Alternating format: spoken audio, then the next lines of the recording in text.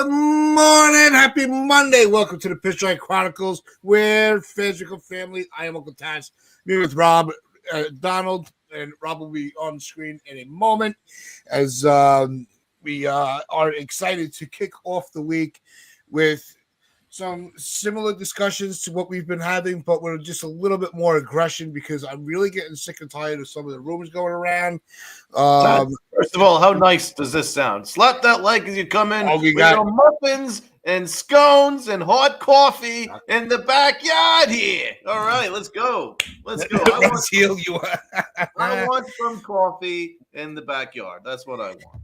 So you can get that sent over, Regil. We are all in, brother. We are all in. Let's go on a Monday. Yep.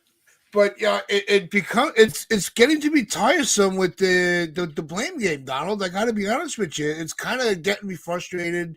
But it's that time of the off season where everybody's we're all drained. We're all drained. We're waiting for that next move. Who's in charge of the decisions? How are they navigating discussions behind the scenes?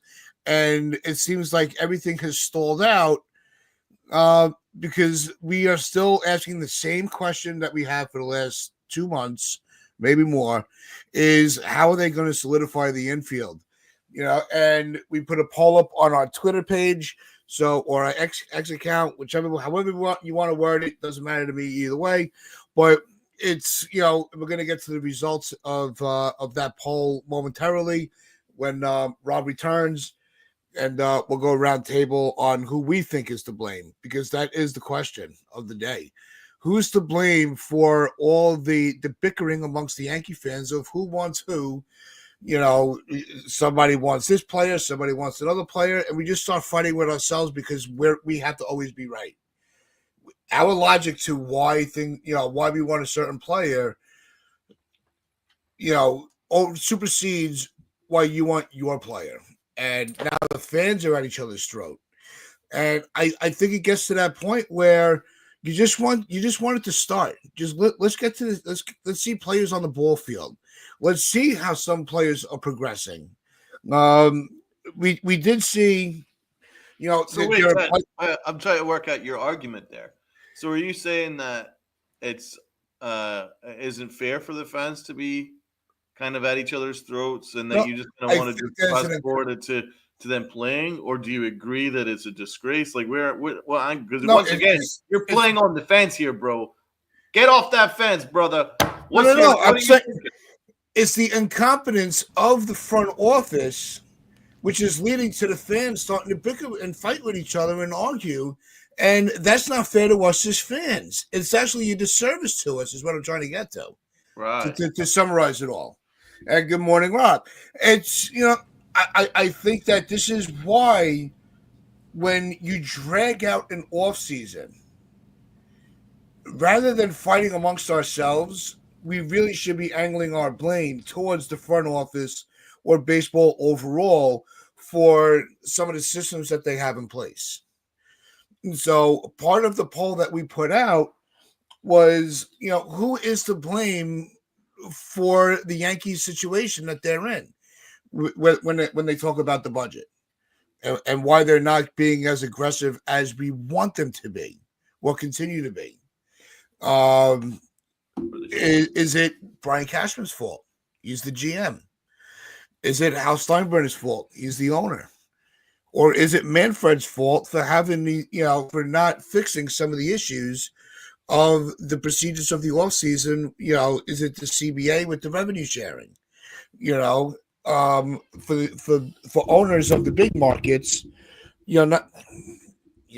things are very much back to normal over here. Is it the fault of the CBA where, because of the revenue sharing, the big market owners are tired of funding the small market teams that just want to pocket the money? And some owners, like Steinbrenner, are getting fed up with it. So I'm going to pull up the poll momentarily, and I want to know what your guys' thoughts are of really who is to blame. Where do you want to start? Rob? I don't know if I can really pin it on one person. Because you can say it's Hal, but are there people in his ear Like, is Randy Levine saying, no, don't spend more? Is it the bondsman? Is he answering to people? He's got a lot of expenses. I don't want to hear the excuses no more, but fact of the matter is, I just blame the organization in general for not wanting to capitalize on an opportunity. The Yankees have an opportunity right now to go get one more player and really put themselves over the top of the American League and put them in very, very good competition with the Dodgers and with these teams in the National League that are pretty stacked. There's an opportunity right in front of them right now to say, for one more year, we can say, screw the limit, screw the tax. I know it's easier said than done. I'm not saying they got to go match the Dodgers number or even get somewhat close to that, but the fact that we keep talking about the same name that's still sitting there on the market at a position that they absolutely need to improve on, not marginally improve, but absolutely improve on, and they don't take that opportunity, that's what's bothering me. And Alex Bregman should be a New York Yankee. Just that's the way I see it, and I don't know if that's to blame on simply on Hal. Is Cashman kind of hesitant to want to add him? Are they afraid of what's happened in the past with different contracts like Ellsbury and taking on Donaldson's money for 2 years? Having to pay another big tax bill is not going to cripple the New York Yankees for years to come. It's just not. And so I guess you could put it on Hal because he's the one that oversees everything. I don't want to sound like I'm mad at the guy, because I understand him not wanting to pay so much money. He's right. He doesn't have to go $300 million to win a championship. Although when you're able to afford it, like he can, like Steve Cohen can, like the Dodgers can, you should probably do it. And we're one big addition away from really saying there's no one in the American League that can touch us. Right now, I still think we're the best team. But one more addition, and there's no competition. But right now, teams like the Tigers, the Blue Jays, Red Sox, Kansas City, they're all creeping up. So nothing's guaranteed anymore. I still think our pitching's great, but I don't know if I can put it on Hal or Cashman. I guess if I had to pick, it'd be Hal because he's the one that's putting the budget on the GM. So the GM's got to spend within the budget he's given. I guess I'd have to put it on Hal, but I also don't want to make it seem like I'm super angry at him because I think he's done a pretty good job considering what we just lost in free agency. So it's like I got to go Hal, but I also not going to make it sound like I'm furious at the guy. But I'm also a little bit ticked off that they're not taking advantage of an opportunity where one of the best players is still on February 3rd available at a position you need, and he might go to one of your rivals in your own division or one of the teams you might have to see in the playoffs this year in Detroit. And that could hurt the Yankees in the long run. If there's a position you need to fill, one of the best free agents at that position is available, why don't you go get him? And that's been my biggest issue this entire offseason is they haven't taken advantage of those opportunities. And it's staring at them in the face for a second straight offseason where a top guy's available and they're like, we don't want to do it. We don't want to spend the money. So that's my biggest issue. So I guess I'd have to go. I did vote Hal when you put up the poll. I put Hal. That was my vote. So I'm going to stick with that. Donald? It's 100% Hal. I am furious at Hal because Hal is the one that's overseen this. He's the one that's overseen this massive decline since 2010. Since he became the active owner of the Yankees when Hank was moved aside after the A-Rod contract, and then he was kind of pushed aside in the organization, and then he passed away. Rest in peace. Hal's been the active owner, and he's been the one that's overseen this decline. He's the one. He's the one that has daddy issues. He's the one that has daddy issues. I've never once heard him say anything complimentary about his father.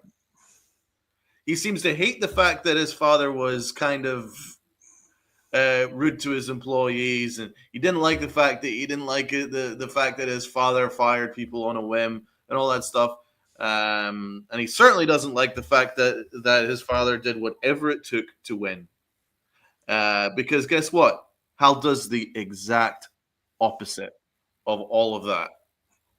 No one gets fired. Everyone seems to have free reign to do whatever they seem to want at a baseball level. He's now taking profits from the Yankees and giving it off to his family members. I mean, what is this? Is like a mom and pop store here going on? What is this? No, I'm not taking this anymore. Because Guess what? I only hold them to the standards that come out of their own mouths. What did Acevedo say? Spot on, by the way. Acevedo was spot on. They just need to stop saying anything to hype the fans. If they're not making moves, don't say anything. Exactly, Acevedo. Spot on. That's my point. I'm only holding them to the same standards as coming out of their own mouths, especially Hal Steinbrenner. We can sign anyone we want. You said that at the start of the offseason. So who's the one that's pissed off here? The fans. Why? Because you haven't done that. Because what's actually hidden in the small print was actually, we can do anything we want up until that 301 million, in which we now have to move Stroman's contract, or you ain't going to do nothing at all. That is what I'm calling out. This is nonsense. And what has Hal Steinbrenner done to push the Yankees forward as an organization? Because there are less players that are interested in signing for us. And as I pointed out, we've lost the Japanese market, the Asian market. Back in the day, they were all wearing Yankee hats. Now they're all wearing Dodger hats.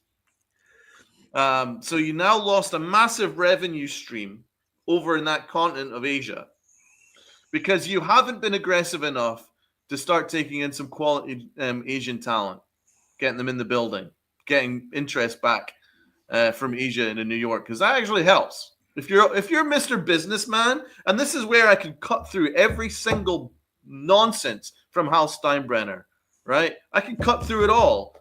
Okay, so what? So you're saying, he's just a businessman. He wants profits. Fine. Well, you've just lost a massive revenue stream in Asia because you're not competent enough to bring in the Asian talent into your building, right? So you've lost that. That's on you. That's on your organization, right? You're not winning World Series anymore. Why? Because you don't push the boat out to get the player required to win you a World Series. You don't do it because you've got budgets. And what did he say? You got bondsmen that he has to pay. I've got stadium debt I got to pay off. Imagine hearing that shit. Do you think the fans care about that? I mean, I listened in the Michael Kay show the other day. And what did he have? He had Joe Sherman coming on. Joe Sherman was going through the numbers for him. Oh, well, he's made these profits, right? He's got to pay that tax, got to pay that tax. Then those profits go with this family member, that family member, that family member. As if any Yankee fan wants to hear that. What are we doing? This is the New York Yankees. There's $800 million that they made last year, not including the $15 million that's going to come in from the Rays, not including all the unbelievable amounts of money they made from the playoffs and the Soto jerseys and the Judge jerseys and this, that, and the other. You're telling me that they have a hard cap at 301 where they can't afford to bring in another lefty reliever and a backup catcher and a fourth outfielder and an actual starting caliber third baseman? Miss me. And it all starts from Hal Steinbrenner because he's the one that's in charge of it, right? And the reason why it's not really necessarily Brian Cashman's fault is because Hal Steinbrenner's the boss. He's the one that's in charge of this. So if Hal Steinbrenner says you have a hard cap at 301, right? And his general manager has failed to reach that target and still have a full roster, then I'm sorry, that means that his general manager isn't doing a good enough job. So why isn't he holding him accountable? But he doesn't. So why doesn't Brian Cashman allocate his resources better then if there is properly a 301? So who's in charge of that? The boss needs to be in charge of, well, Brian, I gave you a 301 and you've got 40, 50 million of dead cap here of just bad contracts that we're tied to. That's on you. I'm holding you accountable. He doesn't hold anyone accountable. So that's on Hal. Once again, it goes back to Hal Steinbrenner, right? What did Hal Steinbrenner say? Oh, we didn't play very well in the World Series.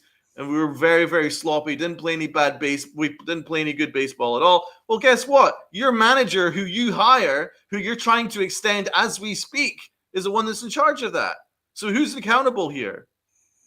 So the person that's in charge of no accountability, misallocation of resources, losing a revenue stream, and you've just lost arguably the best hitter in baseball just a few weeks ago. So you're the one that's in charge of losing all this stuff. You didn't push the boat out to go and get a Bryce Harper who was begging to be a Yankee. You missed out on all that. Manny Machado was desperate to be a Yankee. You missed out on that. And you don't push the boat out for talent. And so I give credit to Kevin Kiernan, and I reposted the article. And this comes from Ball 9. Chris Vitale is a friend of the channel. He's got an awesome website.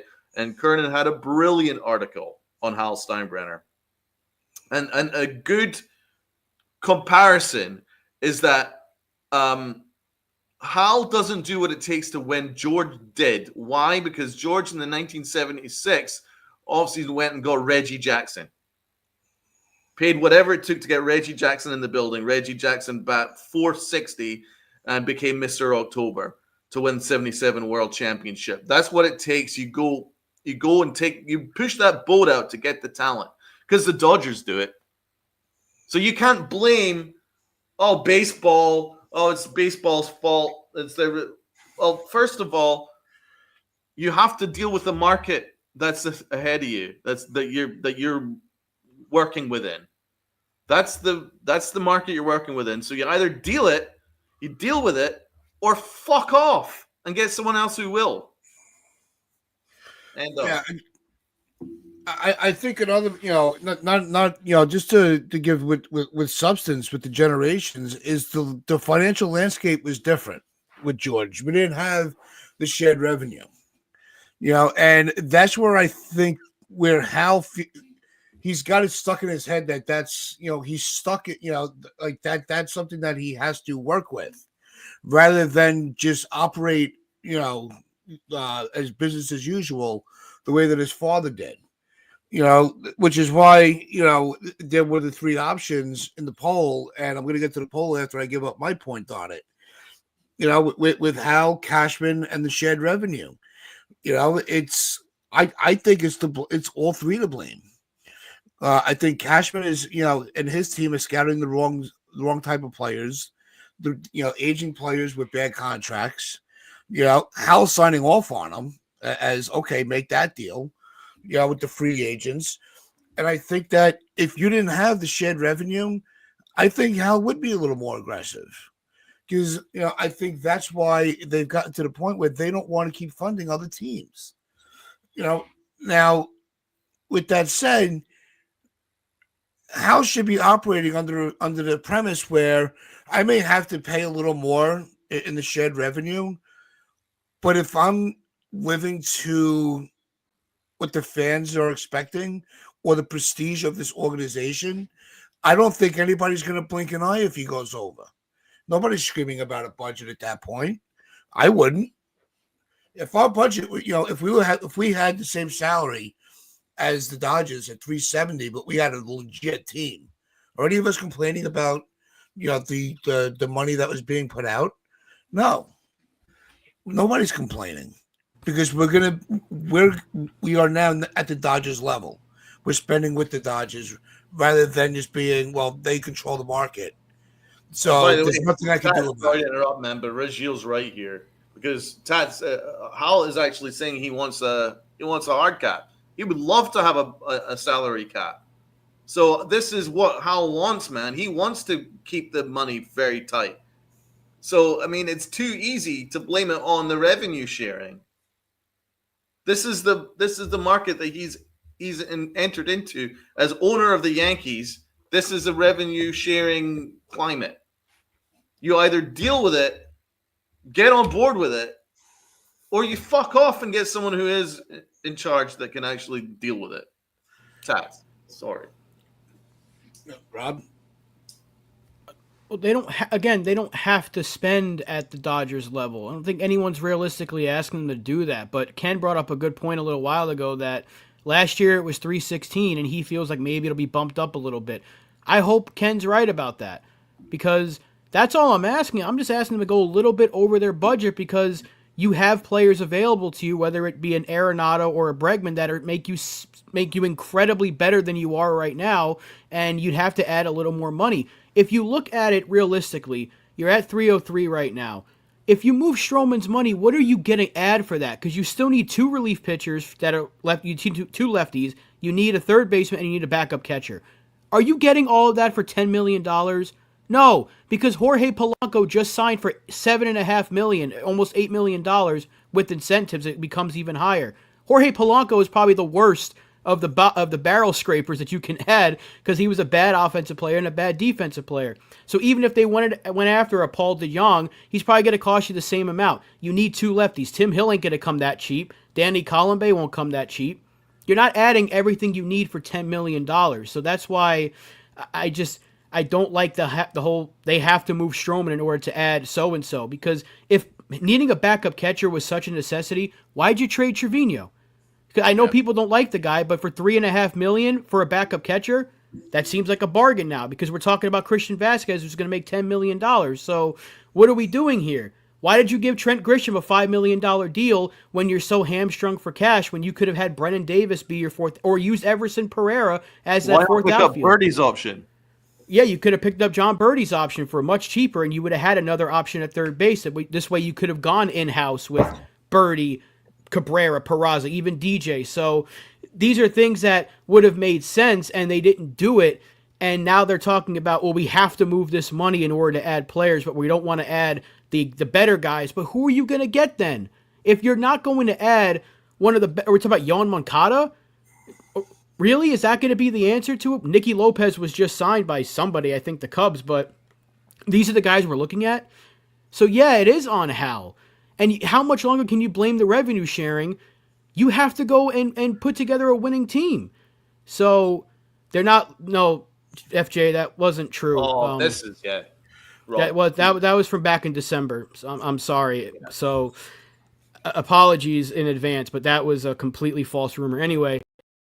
It's clickbait is what it is. I wish it was true. I absolutely wish it was true. What it is. I wish it was true that they were going after Bregman now. But realistically, here's a list of players the Yankees have been linked to.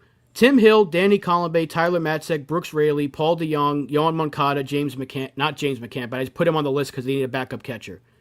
Are you adding 3 of those players for $10 million? No. Or even less? Because if you move Stroman, you're going to have to eat a significant amount. So let's say they clear $10 million of Stroman's money. You're going to be at $293. That puts you at what? $8 million to spend? Are you getting 3 of those players for $8 million?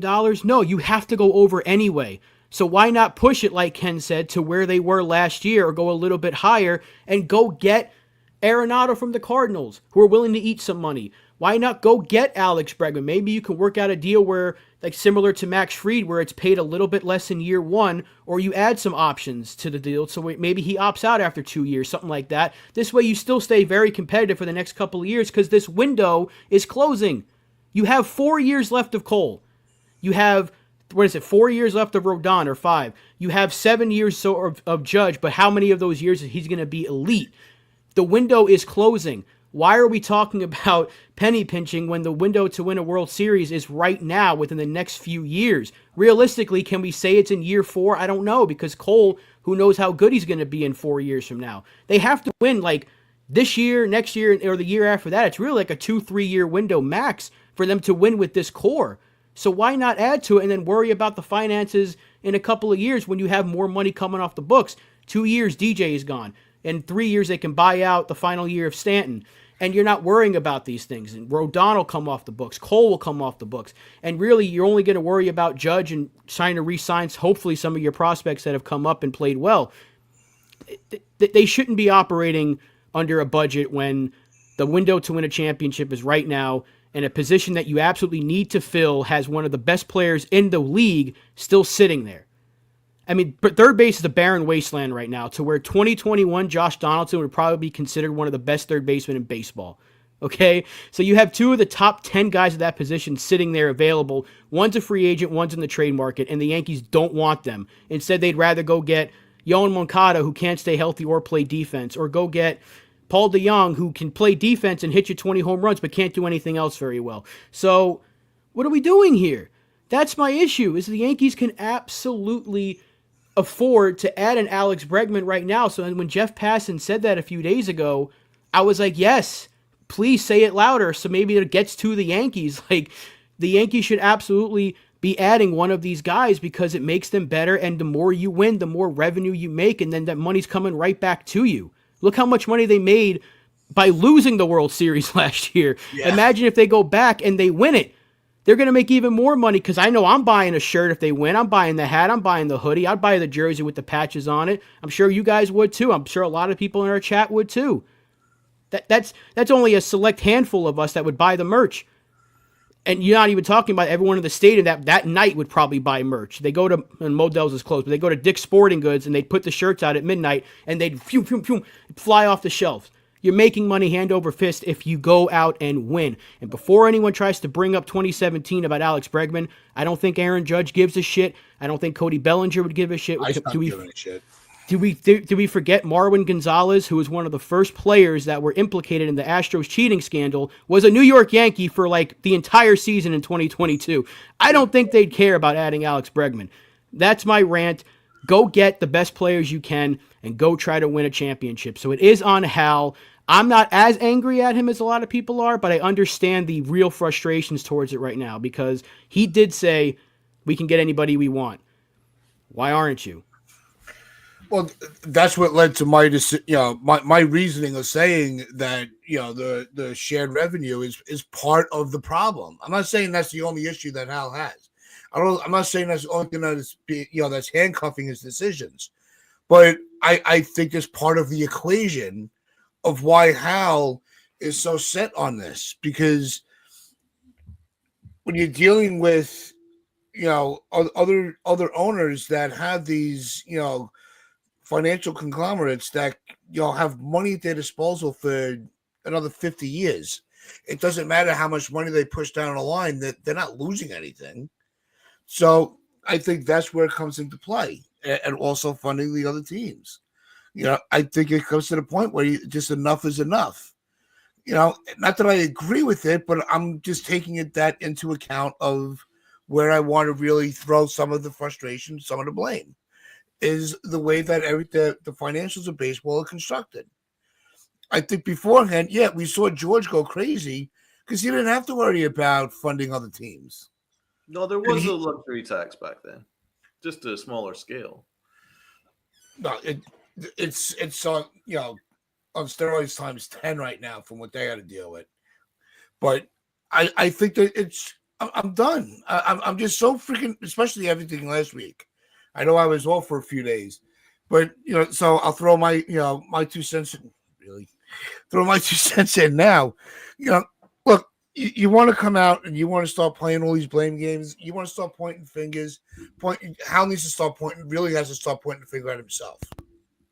He really needs to start taking some accountability, because you're the one that lets factors that should not be a factor really start coming into play and really fucking up your organization.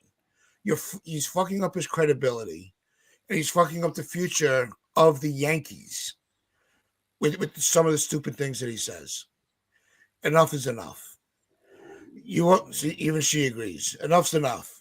The fans need to start really speaking out a lot louder.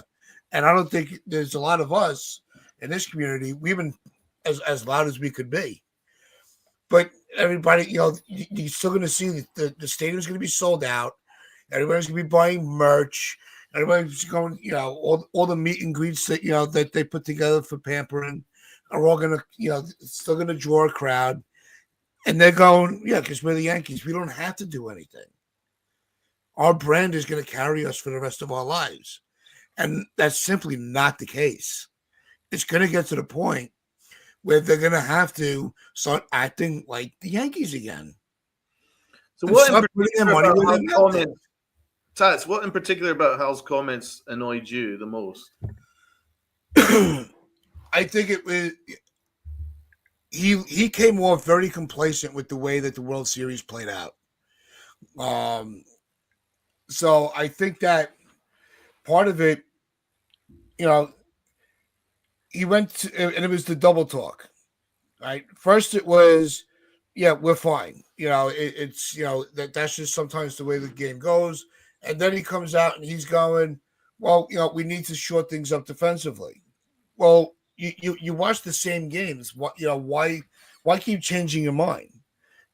If you're not seeing it right away like we did, are you really paying attention? I don't think he really does. I don't think he's paying attention. He's getting, he's looking at things in a very different way. And it's not the way that that we expect him to look at it. Actually, one of the things I really agree with him about was he did not seem happy at all about the World Series performance. He seemed complacent with his manager, but he didn't seem too thrilled about how they played. I mean, he was very vocal about how poorly they played.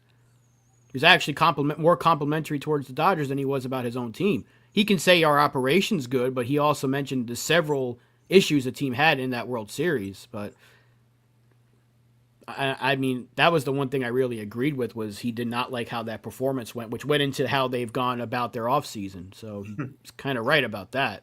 I mean, I'll always take this away from what he said. It's difficult for some of us owners to do what the Dodgers are doing. It's difficult for us owners to do what the Dodgers are doing.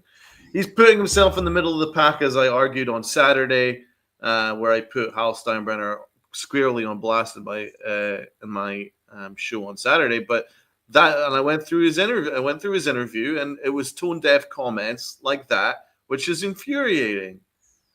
You are part of the 1%, whether you like it or not, Hal. The money you make is more than the Dodgers, whether you like it or not, Hal.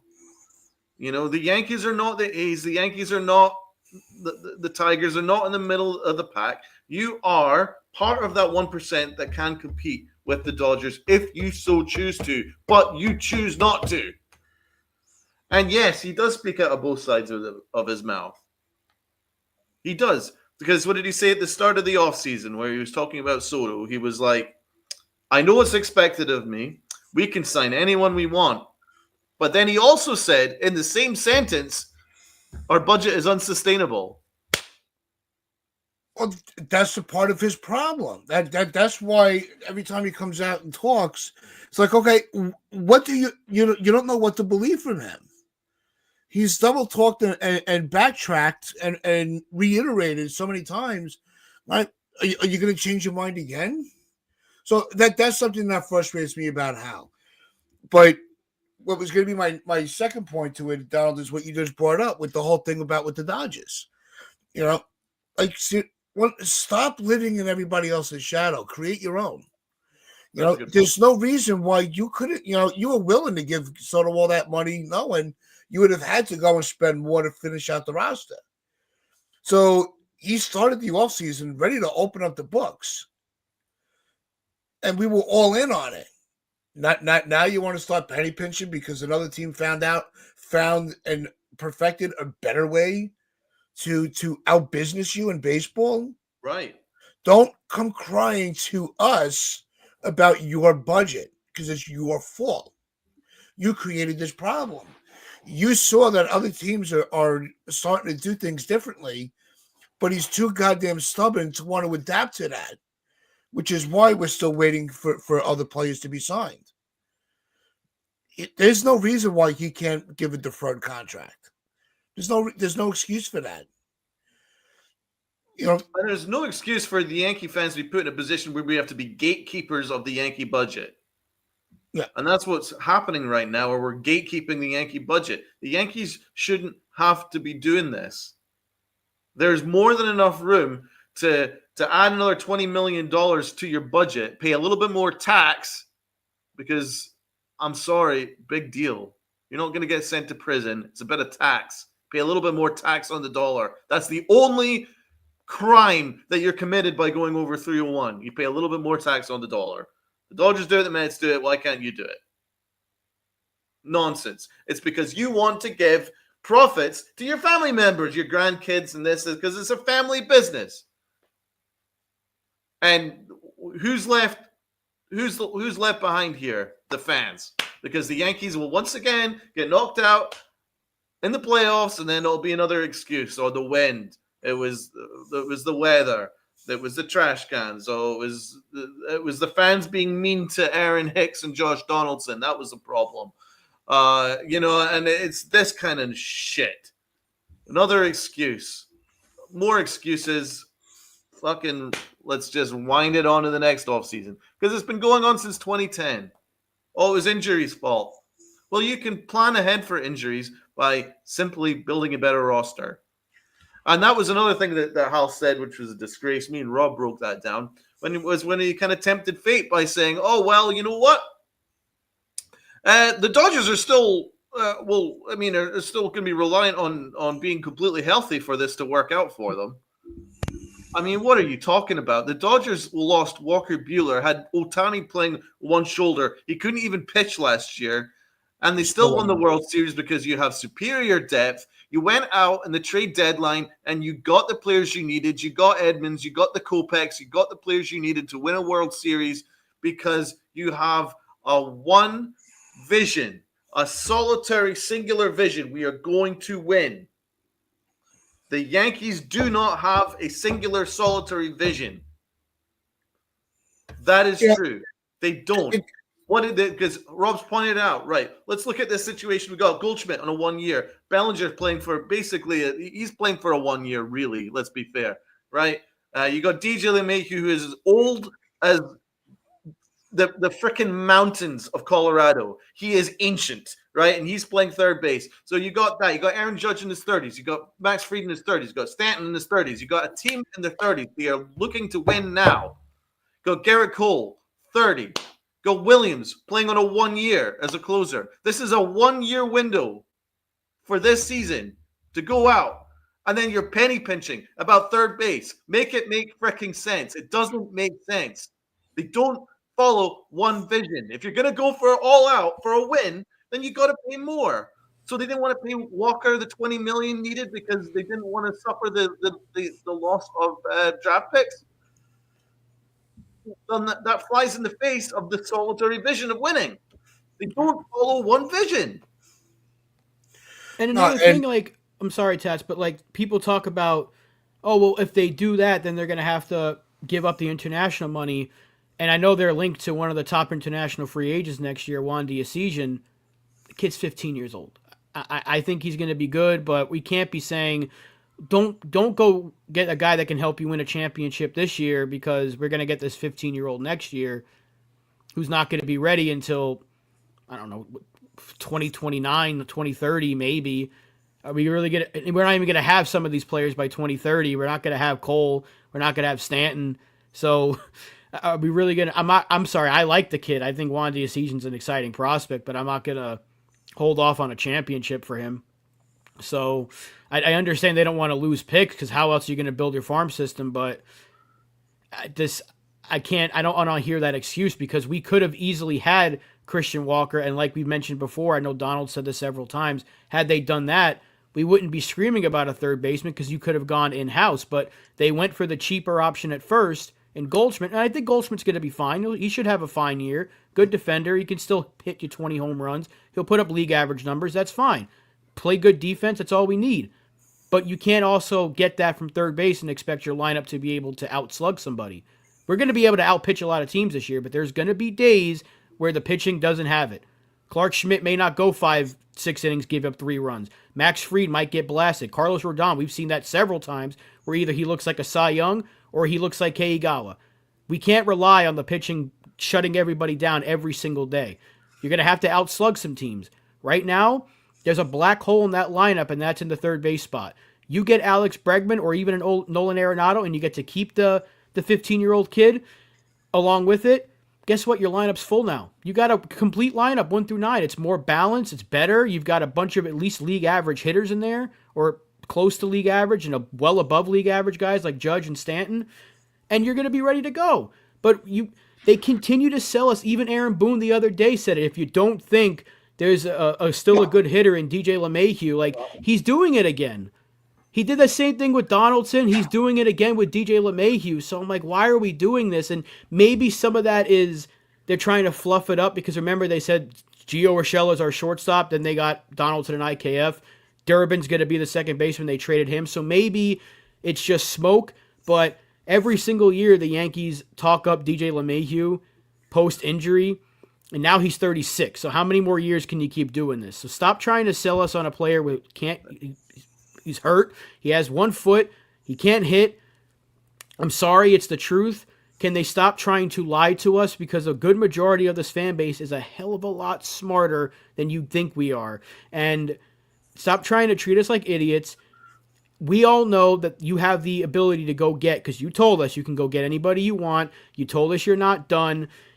Omar Minaya apparently said it the other day on that crackhead network WFAN that we're not done. So go prove it. Stop saying it, because I still think they've had a really freaking good offseason. But why are you getting... It's like you're on a freaking 99-yard drive in the NFL, and you get to the 1-yard line and say, have the ball. That's what they're doing. So fucking finish the drive. You know, you're right there. One more move. I know they're going to get lefties. I'm not worried about that. They can go cheap on the lefties. Go get reclamation projects like Matzek and Raley. Fine. Go do that. Our bullpen's good already as it is. We have several righties that can hold the fort. They've been able to develop pitchers out of the woodwork year in and year out. But why are we not getting the third baseman that we need? You still need offense. You do. And you don't want to go do it because you have to move Marcus Stroman? Who are you getting for $10 million? Paul DeJong? Is that putting you over the top? Yohan Moncada, who can't stay healthy. I think he's a good player, but when he's healthy, but he's not healthy. So just some of these are worse options than Birdie. Right. That's the thing. And he went for like $3 million. So come on, what are we doing here? Yeah, but Moncada is one of those. When he first came up, he looked like he was just going to be a super stud. But like some players, health just gets in the way, and that's why it's like I think DJ can serve us a purpose on the bench, not as an everyday third baseman, which is why you have to throw caution to the wind, money be there, and get Bregman. The question with Bregman, I don't think is as much as the money per year. I think it's how many years Bregman's looking for that's holding everything up. That's my take on. I think he's give him some opt-outs. 7 years. He wants. He has multiple 6-year offers on the table, apparently, or at least one. I think the Cubs and the Tigers might be those two teams. Maybe it's Boston. Nobody knows the team. It certainly ain't the Yankees. They ain't putting no full court press on somebody. That's not the truth. But they should be. I'll tell you that they should be, because how often is it that one of the best players at a position you need is still sitting there in February? I put that tweet out yesterday that 4 legitimate NBA players have found new teams before 2 of the top free agents in baseball have signed. There is a problem in Major League Baseball in free agency, and another really good player is falling into your lap potentially, and you're going to be like, no, because we'd rather push this 36-year-old one-footed has been on you. Like, what are we doing here? And I said, when I heard that report that we're going after Moncada, and there was somebody else that we were linked to, Kike Hernandez. Yeah, we're scraping the bottom of the barrel. Castro's another one. Willie Castro's okay. Like, he'd be a guy that would add a leadoff hitter, respectable bat, good defense, but he's not the guy that's going to put you over the top. Like, none of these guys are, unless it was Bregman. Like Bregman or Arenado. And obviously we're not going to talk about the Brendan Donovans because he's not available. Neither is Jose Ramirez before anyone brings him up again. So it's you got to go. There's 2 players. Again, I mentioned that the MLB Network's top 10, which the Shredder is usually wrong about a lot of things, but they have Bregman 3rd and Arenado was 7th. Those 2 players are still right there available to you. Arenado's practically begging to get traded at this point, and they're not going to do it because they don't want to pay a little bit extra on the tax, or they have to move Marcus Stroman's money. Like, come on. I mean, Julian Gularte interviewed Mark Feinsand, and Feinsand says that the Yankees are not interested in any of the big-name third basemen. He said that yesterday. The Yankees are not interested in any of that, and that includes Arenado or Bregman. They are looking to go small at third base. I mean, make it make sense. I mean, only the most deluded would think that this Yankee lineup, it doesn't need a serious bat. No, it's and that's the other problem is we haven't even finished our starting lineup. We haven't even secured up. We don't even have a legitimate bench. We don't have a solid, team on the bench to come in. What, like we said, a 1 foot LeMahieu. Yeah, you have to pay him, so you might as well find some way to utilize him to give a guy a day off, a couple of days a week. But if LeMahieu's coming into a game more than 3 times a week, then you have a problem. That's that, and I've said that. I'm going to keep saying it. If you got to find some way to to use him, because nobody's going to take him, and he's not going to approve a trade anywhere. I would find it very hard to believe that he's just going to be like, yeah, trade me. I don't see that happening. Who's going to want him, honestly? What team realistically is going to say, unless it was a team that's desperately trying to avoid a grievance, still, there are better options out there to spend money on than DJ LeMahieu. There's not a single team in baseball that can justify wanting to take on that money. Even if they got him for like $6 million on their payroll. He's not worth that. Like, that's how bad it's become. And it's a damn shame that we have to keep calling him a one-footed has-been and all this stuff, because a few years ago, he was one of the best hitters in the sport. But it ain't a few years ago anymore. It ain't 2021, it ain't 2022. He's not even close to his 2023 form, and that was a bad year. Last year, he was so awful that literally anybody could have probably come up from the minor league system. Even a Pablo Sandoval could have probably come in and put up better numbers. Like, that's how bad DJ was. So you cannot try to sell the fan base that was this close to winning a World Series that we're going to get back to that. We're trying to get back to that championship and win, but the guy that can't stay on the field and also can't hit even his weight at this point is going to be the third baseman for this team. None of our options are starter. I like Peraza, but they haven't trusted him, so how can we expect him to do it now? Cabrera's too valuable as a bench player. DJ and Cabrera on the bench makes your bench better. Yeah. I mean, your team's better without DJ in general, but they make your bench better. So if you had a bench of Cabrera, DJ, Grisham, and anybody at backup catcher, whether it's Jackson or they use Ascar from the farm system, which is I don't know why they traded Narvaez, but and another issue, then why did they trade Narvaez? Because Narvaez could be your backup catcher right now. It could have easily been your backup catcher, and you're not worrying about getting a $10 million Christian Vasquez. Maybe they signed James McCann, but whatever. Your bench is better if you have utility guys that can play multiple positions. And we're not worrying about the bench that much. But go get a starting caliber third baseman, please. We've been saying this for 2 months now, essentially, that we do not have a third baseman, but they didn't upgrade first base well enough for us to be okay with an in-house option. That's the thing. They didn't do that. So now we kind of have to get the better third baseman because they didn't go all out for the first baseman when they were close to Naylor, apparently, but they didn't make the deal happen. I don't know how you can't beat a Slade-Ciccone deal, but whatever. And they weren't in on Nathaniel Lowe. They should have been. So they got Goldschmidt. Okay. Why not get another? You're looking for defense and a guy that can hit you 20-plus bombs and also put up respectable offensive numbers like a 7-something OPS. That's Alex Bregman, and he's sitting there.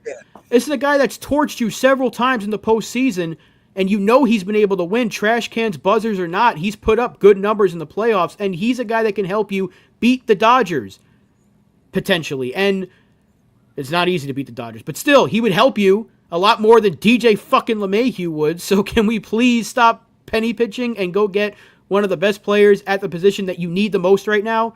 Every other position's set. You need a third baseman. Imagine this lineup. You can lead him off for all I care, and the lineup is better. The defense is better. The team is better. And yet, the New York Yankees, the richest franchise in the sport, are like, nah. Yoan Moncada, though, we like that idea. Like, what are we doing here? And what are we going to do with Peraza? Because Peraza has no options left. Because the Yankees played him like a yo-yo, where he was up and down, up and down, up and down, like a whore's knickers. And now he's got no options left. So now he's on a now you could risk DFAing him, where you have to frickin' trade him. I mean, what are we doing with Peraza? That was ridiculous. I was not expecting to hear that. That caught us both off guard. But he's right, though, because that's what they did to him. Now he got the fourth option, and they've used that up. So either he has to be on the team, or they got to trade him the same way they moved Florial last year for an arm they never used. So that's what or he's a throw-in. Maybe he's a throw-in for a trade for Nolan Arenado or something. Or maybe he goes to a team that has a lefty relief pitcher. Like the Marlins could, like I stare there. The Marlins, again, they have lefty relievers. Maybe they can swing a deal and they could probably start him there. But I don't know what they do with him. Because why all of a sudden they're going to trust him now when he's on to his last option when he should have been the guy starting 2 years ago? If we're being quite honest, you could have went with Volpe and Peraza 2 years ago. You could have given him a realistic shot last year because you didn't have a third baseman until you traded for Jazz, who wasn't even a third baseman. So every excuse they've used to not play him. Now all of a sudden you're like, yeah, well, he's an option for us. When you're out of options? Absolutely obscene. And that's what makes the comment. Bring up the poll. Let's get the poll done. Yes. So just had it. So for the do you want to share it? Share the screen? It's not letting me share. It's with the login to the X account. I mean, I could probably do it. If you want to give your thoughts, and I'll see if I can. Yeah. Now, this is what I was trying to say. You know, the whole thing with Hal, right, and his comments about the Dodgers. Now, you could his statement where you say, you know, they have to remain healthy all year for this to be, you know, for their moves to be, you know, legitimized or however he worded it. Has he looked at his own team's freaking bench? Their bench players could be all-stars.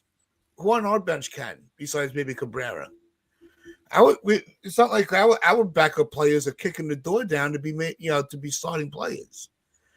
Their backups are freaking all-stars. So even if they do lose a player, there's somebody as equal to that to step in and they won't even miss a beat. No. As you can see, Donald, thank you for getting this pulled up. So the way I word it, I'm like, who's to blame for Yankees budget issues? Is it Hal Steinbrenner, Cashman, or the shared revenue taxes? And as you can see, it is 67% for Hal, 10% for Cashman, 23% for the shared revenue. And I think, as we've all stated, it all circles around Hal. Hal's the forefront of all the finger pointing, and rightfully so. Absolutely. You know, we may all have a different debate on how it's his fault or how everything comes into play, but the main core of the problem is the owner, and that's pretty shameful, especially when you had that NY on your chest. Facts. Now, there's people in the chat here. We want to get you guys involved. So, you've seen the poll, and if you haven't already voted, give us your opinion right now. Send us in your comments. Who do you blame? Is it Hal Steinbrenner, Brian Cashman, or are you going in for the luxury taxes? So there's well over 50 people in the chat. So if you guys want to give us your comments, we will shout you out what your opinion is. Hal, Cash, Rev. John the Beagle Dad says, how? Not even a hesitation. No hesitation. I like that. No messing around. Let's go, guys. No, and Joe says how. I think we'll get a trend here. I think we're seeing a trend here, guys. No, it's pretty obvious. Reveal how. But although Stevie B's right here, why isn't there a fourth option? That could be a good way of putting it. A little bit all of the above, yeah. Yeah, that's true. But I think it all starts with Hal. Yeah. Cashman, if you put it on Cashman, well, who's in charge of Cashman? If you put it on the revenue sharing, well, who's the one who's got to set the number? It's Hal. Yep. So it all comes down to Hal. Yeah, that's true. But still, you look at that and you say, okay, well, you can't add one more big contract to that. Again, they have more money coming off the books next year and the year after that. And it's New York Yankees. We're not. If this was the Pittsburgh Pirates or something, and we were like on the come up, they'd be like, all right, you keep the money for the international free agents, you keep your picks, you build up through the draft, and then in a couple of years, if you can go get a star player, you do that. But this is the New York Yankees that are trying to win a championship every single year, haven't had a losing season since 92 or whatever. So you're held to more expectations than a lot of other teams. You're expected to go and compete every single year. And you say that yourself as an organization. We expect it as fans, but you also acknowledge that. The expectation is to win. It ain't like we're expecting you to just get to the playoffs and build from there. No. You have the best player in baseball in Aaron Judge. You have one of the best pitchers in the sport in Garrett Cole. You have arguably the best rotation in the entire sport. If not, it's top 3 or top 2 behind the Dodgers and maybe Seattle. You have one of the best, if not the best, closers in the sport. You're expected to win. And you're not going all out for it. You've gone close to all out, but you've stopped short of it. Again. They've done it again. Yeah. They keep doing it. They said it when they got Judge back. We're trying to win. We've had conversations about players we can add to try to build around 99. Perfect. That's the player you want to build around. He's your best player. We got Carlos Rodon, and Marwin Gonzalez was after that, I believe. So, and Josh Donaldson, Jesus Christ. And then 2023, that was when they re-signed him in 23. Who they add? Rodon, that's it. But no, that they got him in oh, that was 23, right. I thought they got him in 22. So yeah, it was Rodon. That's it. They didn't add anybody else. And then this past year, they got Soto and Verdugo. Good moves. Again, I would sign up for that Verdugo trade every day of the week because we gave up nothing for a good outfielder who obviously didn't perform well, but it was a trade that I was in for. I was high on. We didn't know he was going to be bad. It was effective to start the year. Right. He faded out. But what did the Yankees do? They used him as an excuse to not call up their top prospect. That's the issue. Yep. What did they do after that, though? After they got Soto, they got Stroman. That's it. Well, that's why with It's Over's comment. And now they can't move Stroman. They're using him as an excuse not to do anything. Exactly, and that's the issue there. So every problem that's been created is by them. We didn't do it. It wasn't Rob that went and signed Marcus Stroman and now I can't go trade him. No, I don't run this organization. I'm not on Twitter saying do this, do that. No, they don't listen to me, nor should they. But you made these problems. You got to fix them. Sometimes you got to deal with the problems that you create in life. There's a life lesson for people. If you've created a problem yourself, it ain't going to be up to anybody else to fix it. If I had an issue that I started, I'm not going to go to Tats and say, can you fix this for me? Because I don't know what the hell I'm doing. I'm sure, Tats, you're too nice of a person sometimes. You probably would go all out to help me, but you shouldn't because it's my problem. I got to take care of it. But Hal Steinbrenner, you created the problem. You fix it. Don't look at us and tell us I can't because, I'm rich and I can't spend more money. I don't want to hear that shit. Yeah. I'd kill to have your money. Some people have killed because they have too much money. So, I mean, let's stop penny pinching here. You're the New York Yankees. And we're not asking you, I'm at least not asking you to go to 370, 380, but 330, you can't do that. Right. You can. It's like this comment from It's Over. I think this really, brings everything together. If he's paying, when he says when's enough's enough, when you win the fucking World Series, that's when you've done enough. Until you hoist that trophy, you are not done. And you got to keep putting the pedal to the metal and getting the shit in gear because we are losing our patience. Okay, in 2017, we saw a young core, right, make a good playoff run. Fell short. Reasons we're not going to get into, but we were patient with that. Going, okay, let's get back and see how they've grown. Well, half of those players aren't even here anymore. So you've got now a new crop that we're anticipating to be legitimate contenders in a postseason run to win the World Series. That's when you've done all you can do. Ooh, interesting. That's when you've done all you can do is when they win the World Series. That's how does enough is also on players. True. Okay. True. The players have to put the work in, but it all starts with the structure. It really does. It starts with the leadership, and the ultimate leader in a team is the owner. He sets the tone. He sets the tone that trickles down all throughout and keeps everybody motivated. That's what made George so great. That, and I know we try not to compare the two, but I think in this instance, it does compare. George was in the forefront. He walked around. He interacted with everybody, their families. He knew everything about every one of his players, and he held everybody to a standard. And if you couldn't live to that standard, you were done. That's not the way it is anymore. And how's a different owner? Same name, different owner. I get, I'm not trying to say that Hal needs to start, ruling with an iron fist. But you have to maintain that level of leadership from above. That's all I ask from Hal. Live to the standards that you were handed. Because he has lowered his bar, which then brings everybody else down a level. And that's not how you win. That's right. We're not asking for much. We're just asking you to really put your money where your mouth is. We're holding you to the standards that you created. And Donald said that several times. He said that on his own show. He said it on this show. We've echoed it. And I can't agree with him more. I brought it up, his quotes 2 months ago when we were talking about trying to get players. You said it. I didn't say it. I would say you got the ability to get any player you want because you're the Yankees. But you, as the owner of the Yankees, said, we can get anybody we want. Do not try to tell us.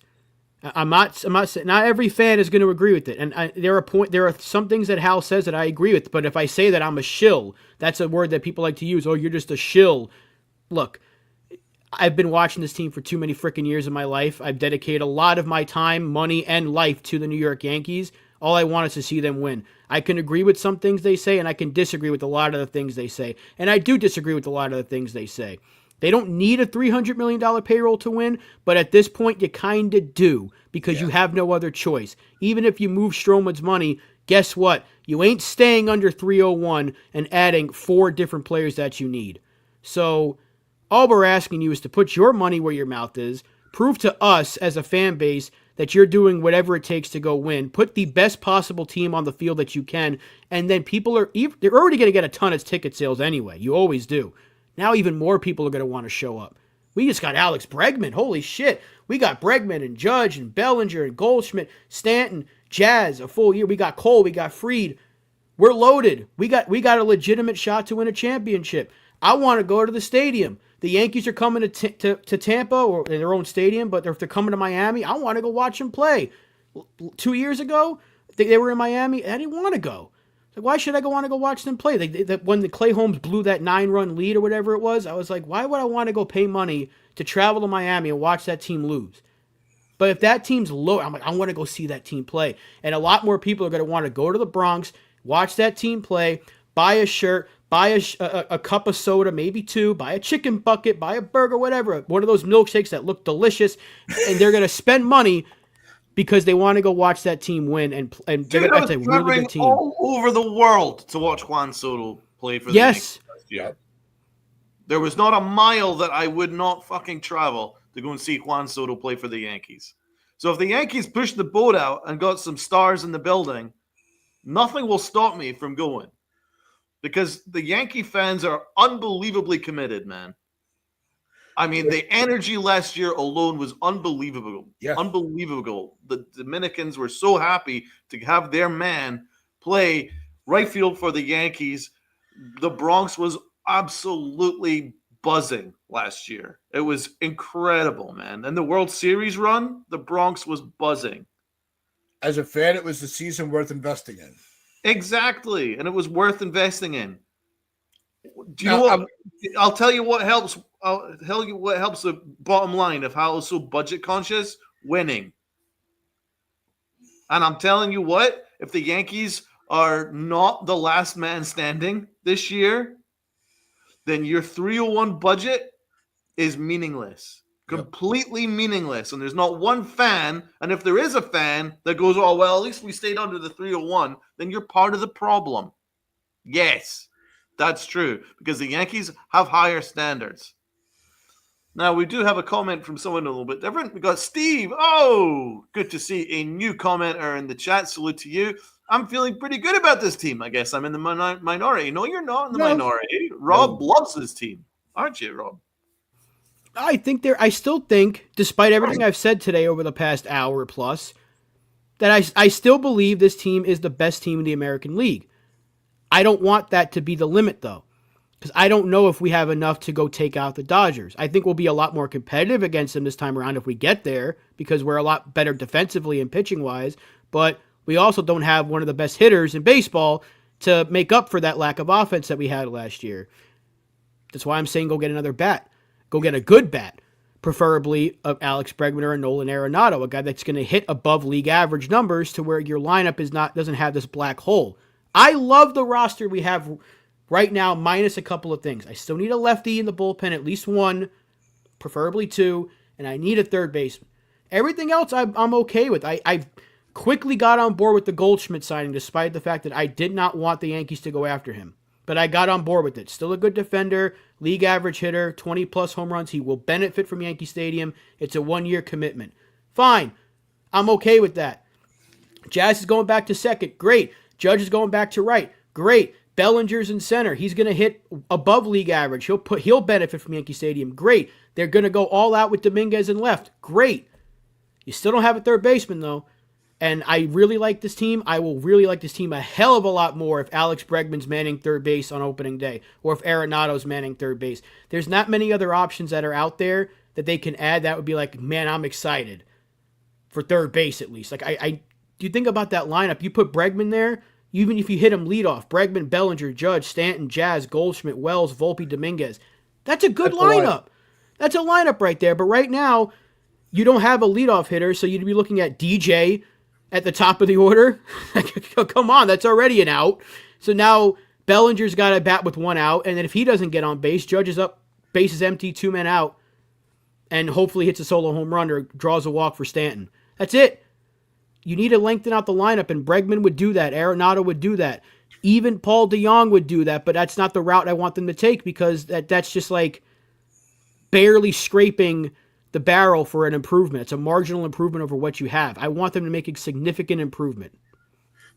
Yeah, Taz, you're pretty high on this team this year, aren't you? Oh, absolutely. That's what I was going to say. Before we sign off, I'll say this. I really am excited about this team. I think that, the players that have been brought in make this team fundamentally better. And I'm looking forward to seeing, how it all blends together. But the one thing that they're missing is that one last move to just put them into that no worry zone for a fan where we don't, I'd rather worry about Bregman's production than LeMahieu's. That's how I feel about it. I think they're leaving just a little bit more to be desired. And that's the third baseman. And that's why it seems like all the frustrations are coming out because we're just waiting and waiting and waiting. What's going to happen if these rumors with the Tigers getting back into the mix and they're making some good moves? The Tigers had a very quiet offseason. And, they just got Flaherty. And now they're still doubling in on, they're going all in for Bregman. So the Yankees better get their ass in gear. Yeah, I'm not as confident that the Yankees are that streets ahead in the American League. I think the Tigers are right there. I think the Astros are right there. I think the Red Sox will be right there. I think the Blue Jays are going to be a sneaky team, possibly with their offense.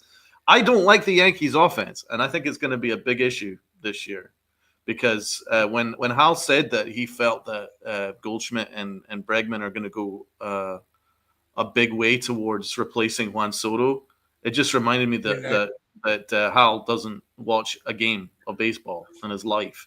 I mean, that's a ridiculous thing to say. They've got their collective F-WAR is 3.5. Soto's F-WAR was 8. So you're going to need about 4 of them to replace. You're going to need about 4 of them to replace Juan Soto. And then we're not even talking about Gleyber Torres, who the Yankees are treating like Krusty the Clown. I mean, that guy did get on base a lot. And Juan Soto was on base like 50% of the time. The Yankees have no on-base percentage in this lineup. So I don't know. I think there's a lot of ground outs. I think there's a lot of strikeouts. And I think there's a lack of on-base in this lineup. And the worst thing was that really annoyed me about Hal's comments about the Dodgers injuries is that I'm telling you, one injury to any of the Yankees' major positions we're fucked. we're completely fucked because we've got no depth, zero depth anywhere because we're the 21st minor league system, and apparently we don't really have too many people that are ready to graduate this year. So we don't have a great farm system for 2025. If Goldschmidt goes down, who's playing first? If any of our outfield goes down, what's going to happen? If Wells goes down, we've got no backup catcher. We don't even have any lefty bullpen arms right now. So there was a perilous lack of depth. Any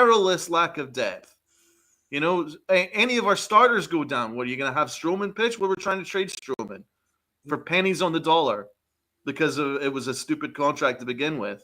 And I'm sorry. I think there's a lack of depth with this team. Injuries happen in every team. And it's a long season, 162 games. DJ LeMahieu fouls balls off his feet on a constant basis. That's why he has no feet left. So that could happen to anybody. So I am not confident with this situation unless the Yankees start adding some depth, but they're hard capping themselves. So I'm not quite as high on the Yankees. And I would say at the moment, I have the Yankees in like 87, 88 wins, something like that. I think, Rob, you've got like 95 wins for them, 96. I think they can win another 94 wins again. I still think the pitching's enough to hold over, but again, I am concerned about that offense because there will be days where they're getting beat up and they can't slug their way to a victory. Because how many times last year did Judge and Soto have to go Batman and Superman to bring them back? Remember that San Francisco game? So that's an example. That will happen. Those games will happen, and you're going to need some big boppers to get you back into a game. I think we have those. We have Judge, we have Belly, we have Stanton. But you're telling me that imagine if we're down by like a run, you're down to your last out, and DJ's up, like, or God forbid there's one out and there's a runner at first. The game's over because it's double plays coming up. So they have to add a bat. This way DJ's not going to be up in those spots. And by doing that, strengthens your bench because DJ is far more valuable as a utility guy off the bench. Cabrera can play third, short, first, second, outfield if you needed him to. Utilize that. Your bench is better if you bring in one more big bat. And I think this team can win 94 or more games this year with the pitching, with the better bat. They should be the best team in the American League, especially if they got Bregman. They won't get Bregman. That's wishful thinking on my part. I think Arenado's a no-go at this point too, so who is it? But then again, I don't want to keep repeating myself, but then you're scraping the bottom of the barrel. None of those guys are needle movers. Yeah, and we'll start off with this, Twitter Wednesday, because we also have to break down how the players that have been acquired are going to affect Boone and the negotiation talks for his extension.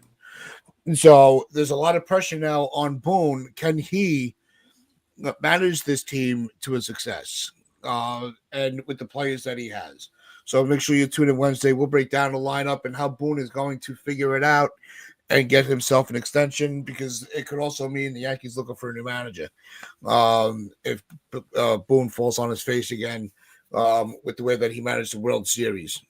So make sure you like, subscribe, comment, and join us as all our shows in the mornings live every time. So we appreciate everybody spending the time with us. And as always with the chat, you guys are the goats of the channel. So we appreciate you all really very much. So with that being said, make sure you like, share, comment, subscribe, share this out with your friends, your family.